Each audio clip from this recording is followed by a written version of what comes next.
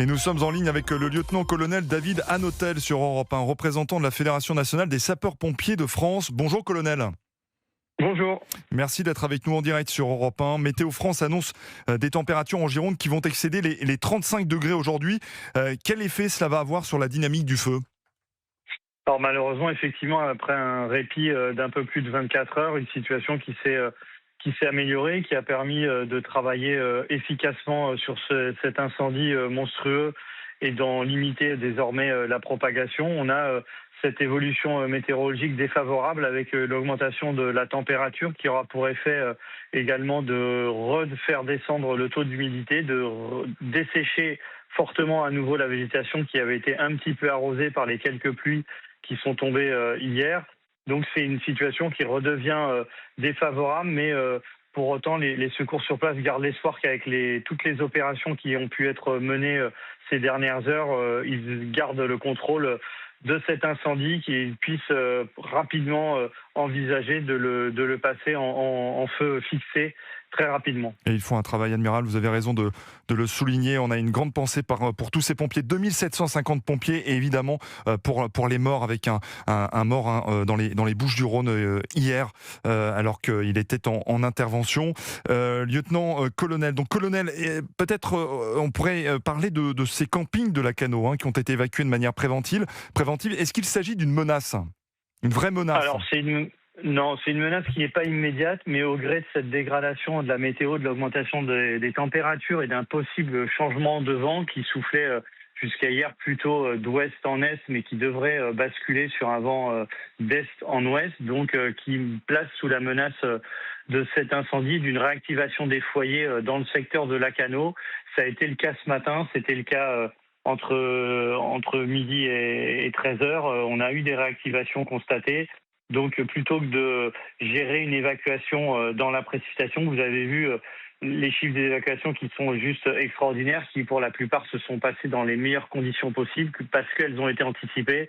Là, on est face à des vacanciers qui connaissent pas le secteur, donc il vaut mieux anticiper les choses, leur permettre de prendre un petit peu plus de temps pour récupérer leurs affaires, de préparer des axes de circulation qui ne seront pas nécessairement emprunté par les secours si dorénavant la situation venait à se dégrader. Donc on est vraiment sur une anticipation pour permettre de réaliser ces évacuations et la mise à l'abri de ces vacanciers pour la plupart dans les meilleures conditions possibles. On parle d'anticipation, on parle également de prévention, lieutenant-colonel David Hanotel sur Europe 1. J'ai un exemple à vous donner. Les pompiers chinois viennent de développer un véhicule de lutte contre les feux de forêt équipé, ça c'est tout nouveau, de drones, un véhicule qui intervient uniquement sur les feux naissants en déployant donc une nuée de drones équipés de réservoirs qui vont asperger les foyers. Est-ce que c'est une technique qui a de l'avenir ? Bien évidemment. Alors d'ores et déjà, la première réponse c'est de vous dire que toutes les nouvelles solutions sont bonnes à tester et éventuellement à développer. Les drones nous servent déjà, c'est un appui exceptionnel sur la surveillance, que ce soit les 2 drones militaires de type Reaper ou les drones utilisés par les services d'incendie de secours de taille plus modeste. Mais effectivement, il y a des pistes à creuser sur l'extinction à l'aide de drones. Les drones sont capables désormais d'emporter des charges de plus en plus lourdes. On le voit avec tout ce qu'on entend sur le front de la guerre en Ukraine et en particulier les Ukrainiens qui ont développé de nombreuses technologies. Et il y a une piste à explorer dans ce domaine-là, l'utilisation de drones dans un avenir proche pour des largages d'opportunités sur des premiers départs de feu et demeure une piste très intéressante. Ça permettrait de limiter l'emploi des moyens aériens et donc de matériel coûteux avec des personnels à bord sur des parties de feu développées et de pouvoir utiliser des drones qu'on pourrait placer sur l'ensemble des territoires comme on le fait avec les dispositifs préventifs de lutte contre les feux de forêt où on prépositionne des engins et des personnels dans des secteurs identifiés comme zone à risque. On pourrait effectivement envisager l'utilisation de ces drones, de ces essaims de drones. Ce n'est plus de la science-fiction, c'est quelque chose qui nécessite des développements et on a un travail également à mener avec les industriels en France, tout comme on le fait dans le secteur de la défense avec avec les BITD, il faudrait développer la même chose, et c'est ce que porte la fédération dans le secteur de la sécurité civile. Oui, on a vu également les drones militaires qui servaient pour voir des images qui vont très haut dans le ciel pour évidemment voir les lieux d'incendie. Ça, c'est aussi une technique très, très intéressante avec les militaires aussi qui font un travail formidable sur le terrain. Merci beaucoup, lieutenant-colonel David Hanotel, représentant de la Fédération nationale des sapeurs-pompiers de France, d'être intervenu dans cette Europe 1 Info. Alors on va passer à un thème évidemment d'une actualité dramatique à Paris. Peut-être que vous l'avez entendu avec un homme qui a poignardé 3 femmes. C'était hier à 11h30, porte de Clichy, plein centre de Paris. Et peut-être que vous êtes passé dans le secteur. Le parquet national antiterroriste dit être en observation. Il ne s'est pas encore saisi du dossier. Impossible de dire si la qualification terroriste sera retenue. Il faudra probablement attendre la fin de la garde à vue. Alors, Olivier Vial, vous êtes directeur du CERU, Centre d'études et de recherche universitaire. Est-ce que pour vous, cet élément d'avoir dit, puisqu'il l'a dit dans la rue, c'est Allah qui m'a ordonné, est-ce que cet élément suffit pour caractériser ce fait de terroriste ? Il y a 2 éléments. C'est que ça peut suffire pour dire que c'est un terroriste, puisque l'objectif, la définition du terrorisme pour le grand public, c'est effectivement d'utiliser la violence pour terroriser les gens et pour essayer de faire passer un message. Là, clairement, on est dans ce cadre-là, même si, effectivement, il a semble-t-il, des troubles psychologiques. Mais ça ne veut pas dire forcément que le PNAT va se saisir pour autant. On a le cas de plus en plus fréquent. En fait, le PNAT est totalement submergé. Donc c'est le parquet national antiterroriste. Voilà. Il est submergé de demandes et en fait, on voit que ces dernières années, il se concentre sur les affaires où il pense qu'il y a la possibilité de réseau. Et qu'il y a des complices possibles, etc. Pas des personnes isolées, ça pourrait être une personne isolée. Voilà, en fait, vous vous rappelez, hein, on a eu le cas il y a quelques mois sur une île, j'ai perdu laquelle île c'était, avec quelqu'un qui avait commis plusieurs attentats avec une voiture en fauchant des piétons de façon successive. Et là aussi, hein, quand la police l'avait arrêté, c'était à l'île d'Oléron. Voilà, à l'île d'Oléron, il y avait eu des revendications très précises, mais pourtant le PNAT ne s'était pas saisi parce que très vite, il s'était aperçu que la personne avait agi seule.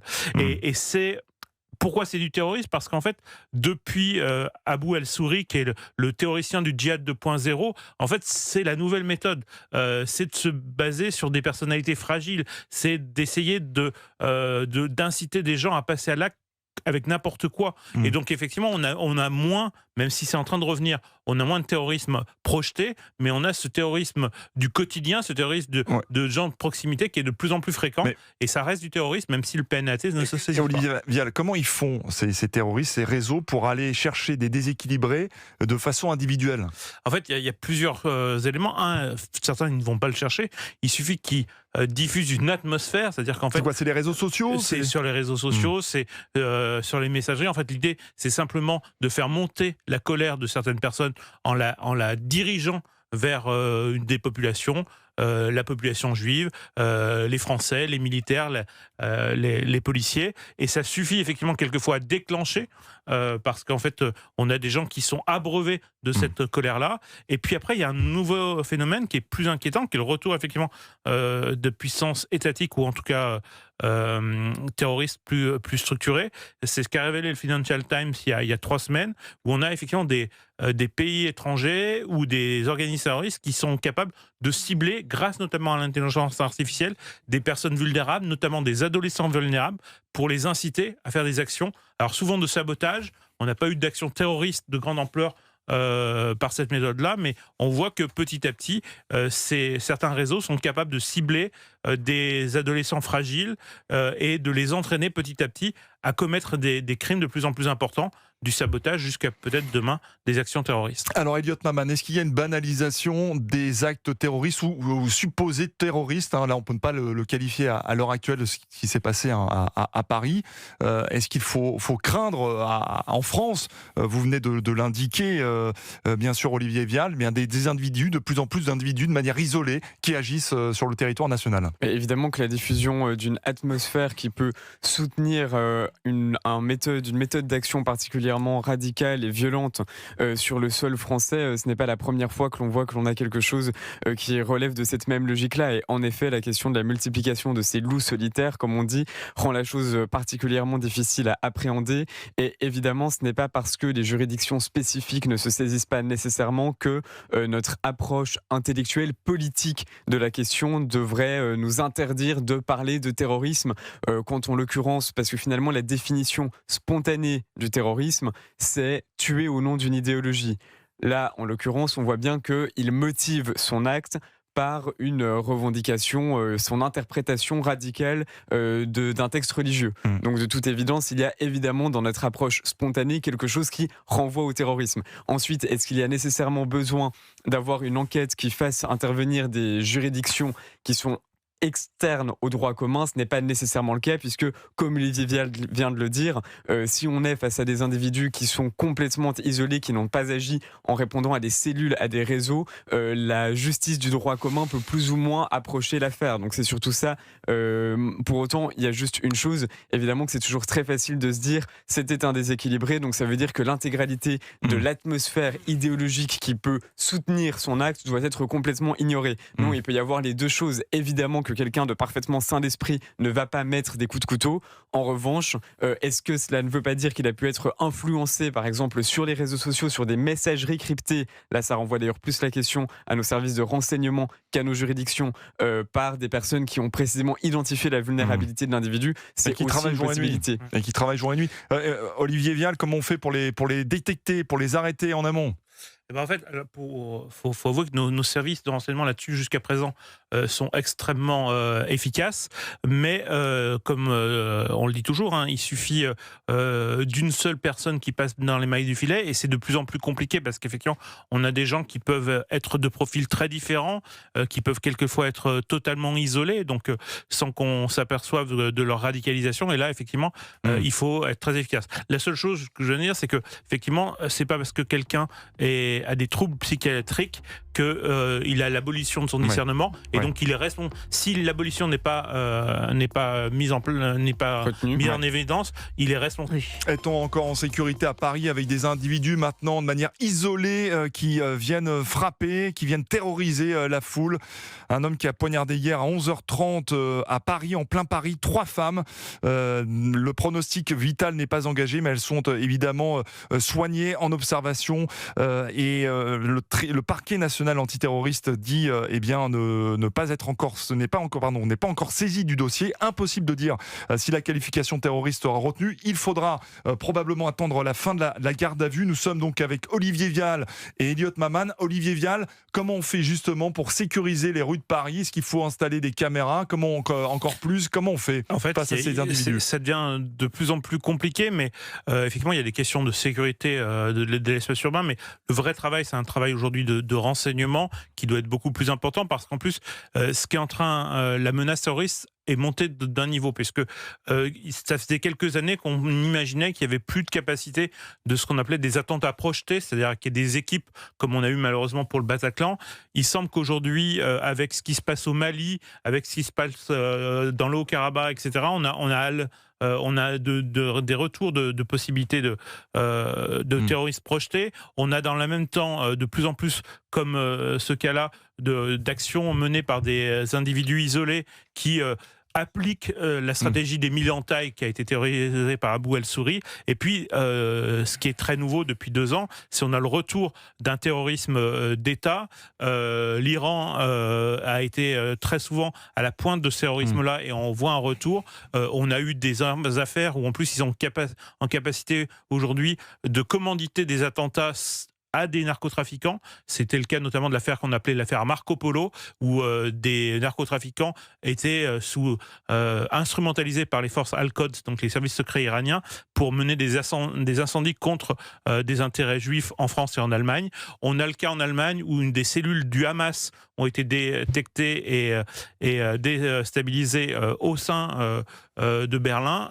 Et donc, effectivement, tout ça montre qu'aujourd'hui, on a des menaces qui sont beaucoup plus protéiformes qu'il y a quelques mois. Et effectivement, la menace, on a cru qu'on s'y habituait. Nos forces intérieures ont été extrêmement efficaces ces dernières années, mais ça ne veut pas dire que la menace n'est pas encore plus forte qu'elle l'a été au moins depuis 2015. À 13h34 sur Europe 1, l'actualité, c'est aussi au Mesnil-Amelot, dans le 77, dans le CRA, le centre de rétention administrative. Plusieurs objets religieux auraient été introduits par des membres de l'association France Terre d'Asile. Une enquête administrative est en cours.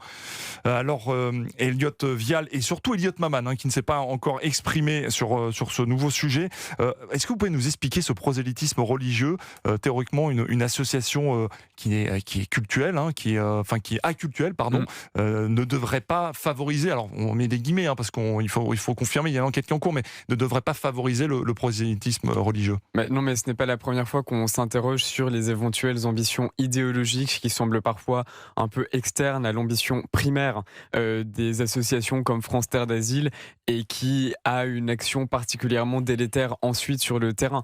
Un certain nombre de rapports avaient également mis en exergue les liens qu'il pouvait y avoir entre des associations qui ont un message a priori plutôt louable, qui entendent venir en aide par exemple à des populations qui sont en difficulté sur le territoire français, mais qui en définitive se retrouvent à avoir des liens avec un certain nombre de passeurs, ce qui interroge là aussi se retrouve à ne pas savoir comment condamner et comment lutter contre l'éventuel totalitarisme, l'intégrisme religieux qui peut avoir lieu dans un certain nombre, par exemple, de centres qui accueillent des migrants et qui non seulement ne savent pas comment lutter contre cela, mais qui en plus, peut-on se demander, au vu des informations dont vous faites l'écho, peut-être contribuent également à la diffusion de cette même atmosphère. Et ça, évidemment, c'est une énorme difficulté parce que on a d'abord cette espèce de brouillage idéologique quant à la véritable ambition de ces associations-là, mais ensuite on peut également se demander quels sont les intérêts qui finalement sont défendus, sous-tendus par un certain nombre d'associations. Et évidemment que c'est un drame parce que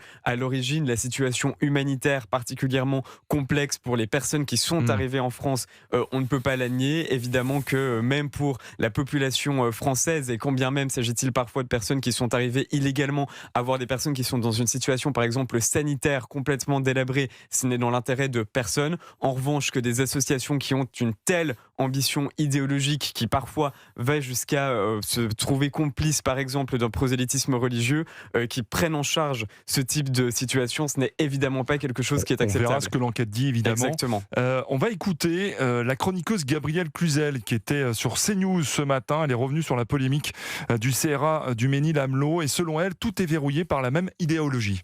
Où l'État met-il son argent ? Pardon, je préfère qu'il le mette dans un Canadair que dans France Terre d'Asile. Ah oui. Alors, la gabegie, ça suffit, mais vous n'aurez jamais personne, en tout cas actuellement, capable de le dénoncer. Et quant à cette espèce de consanguinité entre ces diverses institutions, on se rend compte que tout est en réalité verrouillé par la même idéologie. Voilà, le CRA, le centre de rétention administrative. Réaction dans ce studio d'Olivier Vial, directeur du CERU, le centre d'études et de recherche universitaire. En fait, ça fait longtemps effectivement qu'on a constater des dérives. Je pense que le vrai enjeu, c'est qu'il faut rappeler que ces associations sont largement subventionnées par l'État. Là, je pense qu'en la matière, on a besoin de renationaliser. Ces missions-là sont des missions de souveraineté, sont des missions régaliennes, l'accueil des étrangers, notamment des étrangers réguliers. Et je pense qu'on doit renationaliser et plus confier ça à des associations parce que les dérives sont trop nombreuses et surtout l'offre de services, elle est compliquée. On a quand même des associations qui, notamment sur l'immigration régulière, qui ont comme mission d'accompagner les clandestins pour leur apprendre à passer entre les mailles du filet de la justice administrative. C'est quand même assez surréaliste d'avoir d'un côté l'État qui investit dans la justice administrative, qui, rappelons-le, il y a presque 50% du temps de travail des juges administratifs qui est lié aux politiques immigratoires, et de l'autre côté, de financer des associations qui vont tout faire pour compliquer la tâche des juges administratifs. Il y a un moment où il faut un peu réguler tout ça, et je pense que le vrai changement, c'est de faire en sorte qu'on arrête de subventionner ces associations et que ce soit l'État qui reprenne directement la main. Olivier et Elliot, vous aimez le football ? Un petit peu. Un petit peu. Alors moi je peux vous dire que j'adore le foot, hein, évidemment, mais Alain Roche le sait, c'est notre invité, consultant Canal+, et légende du football. Salut Alain. Salut Cyril, vous allez bien ? Ouais, ça va bien. On est heureux de vous avoir. Bonjour à tous, on est heureux parce que l'actualité est lourde. Et pour les Français, on va leur apporter un petit rayon de soleil avec vous. Parlez-nous de Zizou. Zizou, sa présentation ce matin au siège de la Fédération française de football. Et il y a eu un mot pour Didier Deschamps, mais il y a un gros challenge pour lui parce qu'il passe derrière quand même une légende du poste qui a été champion du monde avec les Bleus, c'était Deschamps. Oui, c'est un énorme challenge qu'il espérait depuis quelques années, puisqu'il avait refusé beaucoup de propositions suite quand même à cette réussite fantastique de 3 Ligues des Champions avec le Real de Madrid. Mais voilà, le Graal pour tout joueur, pour tout ex-joueur, pour tout entraîneur, c'est d'entraîner une sélection. Et le remplacement de Didier Deschamps par Zinedine Zidane paraissait totalement logique. Qui aurait pu remplacer Didier Deschamps après le parcours extraordinaire qu'il a pu faire pendant 14 ans, je crois. N'oublions pas que ce qu'il a fait, c'est exceptionnel. Je suis persuadé que Zinedine Zidane fera aussi bien, sinon mieux. En tout cas, les Français seront en soutien. Et la grande chance qu'a Zinedine Zidane, c'est qu'il va pouvoir s'appuyer sur un groupe de joueurs exceptionnels, quoi. Donc, et tout a été préparé par Didier Deschamps avec des générations quand même assez incroyables qui passent en équipe de France et qui sont plutôt bien managées par Didier Deschamps. Mais c'est vrai que Zidane, c'est de l'aura, c'est du charisme, c'est quelqu'un de reconnu dans toutes les générations. Sur ça, c'est très important et qui dégage un profond respect. Et qui va le respect qu'il dégage fait qu'il aura un peu plus de temps. Et je pense que vous, les journalistes comme nous, serez un peu plus indulgents qu'on a pu l'être avec certains sélectionneurs. Et Alain Roche, il n'y avait pas d'autre choix. C'était Zidane ou Zidane. Non, mais qui vous donne ? Vous avez eu Laurent Blanc qui reprend l'équipe après Naïsna. Je pense que c'est lui qui a eu le boulot le plus difficile à réaliser avec cette équipe de France. Et Didier Deschamps, dans la continuité, c'est un garçon qui a toujours de la réussite, qui sait manager une équipe. Les générations se sont succédées, elles sont toujours aussi bonnes. Et qui voulez-vous passer après Deschamps ? Je ne voyais pas qui d'autre. Zinedine Zidane, surtout, était la première personne, je pense, sur la liste de tous les Français, pas simplement du président de la fédération. Alors les Bleus ont terminé en demi-finale du dernier mondial, ça a été un peu compliqué, une défaite face aux Anglais pour le match de la 3e place. Quelles seront les prochaines et les premières tâches de Zidane ? Qu'est-ce qu'il va faire ? Je pense qu'il ne va pas modifier totalement l'équipe. Il va s'appuyer sur le... non, je ne vois pas, parce qu'on a vu qu'offensivement, on a quand même des joueurs extraordinaires qui sont capables de faire une différence, qui sont connectés aux uns et aux autres, qui s'entendent très très bien. Voilà, face à l'Espagne, il y a eu une défaillance collective. On a revu nos 4 attaquants qui n'ont pas su garder le ballon. Est-ce que c'est la pression ou pas ? Défaite de 0 face à l'Espagne en demi-finale. Voilà, je pense qu'il va s'appuyer sur ce qui est fait. Et la philosophie de jeu que Zinedine Zidane voudra mettre en place, ça va prendre un peu de temps. Il ne faut pas oublier que les sélectionneurs ont leurs joueurs simplement 3 semaines tous les 3 mois, quoi. Donc c'est difficile de mettre en place des schémas tactiques. Donc s'appuyer sur ce qui a été fait par Didier. Et faire mieux peut-être dans la confiance à mener à ces joueurs-là qui n'ont pas été à la hauteur lors d'une finale. Voilà, est-ce qu'il y a eu trop de confiance en eux ou un peu de pression aussi sur les épaules qui a fait qu'ils ont failli, quoi. Donc c'est à lui en tout cas, il sera écouté. Zinedine Zidane parle peu, mais quand il parle, les gens l'écoutent. Alors c'est quoi justement le style Zidane par rapport à ce qu'il a fait au Real Madrid ? Il a dirigé des stars du côté du Real, notamment Cristiano Ronaldo. Comment Zidane va justement s'employer avec l'équipe de France ? Vous en parliez un petit peu, mais c'est une équipe de France très offensive. Mais est-ce qu'il peut changer quelque chose, notamment avec une assise défensive un peu plus forte ? On a vu qu'il y avait un petit souci, notamment sur les côtés. À La Roche. Oui, mais alors pour changer les côtés, il faut avoir des joueurs qui sont capables de remplacer ceux qui jouent actuellement. Et on a vu que quand Théo Hernandez jouait pas, c'était Lucas Digne. On a vu qu'il a monté quelques limites par moment. Alors c'est pas lui non plus l'avenir, puisqu'il a déjà 32 ans ou 33 ans, je crois. Voilà. Après Koundé, il y a Malo Gusto qui n'assure pas non plus l'intérim. Donc est-ce que ça peut être un Zahir Emery qui peut le remplacer à ce poste-là ? Mais en tout cas, il est difficile de voir un joueur émerger à la place de ces garçons-là dans le couloir gauche, quoi, ou droit. Donc Je pense que ça sera peut-être un peu plus au milieu de terrain qui risque un peu d'avoir du mouvement, avec un Rabiot peut-être associé à un Koné qui a peut-être un peu plus de qualité technique, qui va un peu plus vers l'avant qu'un Aurélien Tchouaméni. Mais ça va être des changements à la marge. Je crois que c'est le discours surtout que va inculquer Zinedine Zidane qui peut faire modifier les personnalités, surtout l'état d'esprit. C'est rien d'autre. Après sur le jeu. Ce qui est bien avec Zidane, c'est qu'il laisse beaucoup de liberté aussi à ses joueurs, tout en respectant les consignes tactiques. Voilà, et c'est ce qu'a réussi à faire Didier Deschamps lors de cette compétition-là, en laissant beaucoup de liberté aux offensives. Mais la chance qu'on a, c'est qu'on a des joueurs qui bossent, quoi. Ouais, on a des joueurs qui bossent, effectivement, qui mouillent le maillot. Et Alain Roche, on va attendre avec attention, avec impatience, la relation entre le capitaine Kylian Mbappé et Zinedine Zidane. Il sera encore capitaine, Kylian Mbappé. Ils se connaissent bien, les deux, Zizou et Mbappé. Oui, Zinedine Zidane l'a accueilli lors de son arrivée au Real Madrid il y a 2 ans déjà. Donc oui, nos relations, je ne sais pas si elle est proche, mais en tout cas, ils se sont vus à ce moment-là. Je ne sais pas si Zinedine Zidane va venir régulièrement au match, j'en suis pas persuadé, parce que quand un entraîneur vient alors qu'il y en a déjà en place, on peut penser qu'il est là pour prendre la place de l'autre. Donc, mais je crois qu'il aura tout le temps de lui parler lors des convocations au mois de septembre. Ils vont passer 3 semaines ensemble. Il y aura le temps d'échanger. Mais je suis persuadé qu'en tout cas que Mbappé montre l'exemple et le montre de mieux en mieux en équipe de France. Et il sera dans la continuité avec Zinedine Zidane. Peut-être un peu plus de respect, je ne crois pas, parce qu'il en a eu pour Didier Deschamps, mais ça sera peut-être un peu différent. En tout cas, les grandes personnalités, les grands joueurs s'entendent toujours bien, en principe. Merci beaucoup Alain Roche d'avoir répondu à nos questions sur Europe 1. On se réjouit de l'arrivée de Zinedine Zidane. Il va revenir en septembre pour présenter son staff, c'est ce qu'il a dit en conférence de presse, et on suivra avec attention bien évidemment les premiers matchs de l'équipe de France de l'ère Zinedine Zidane.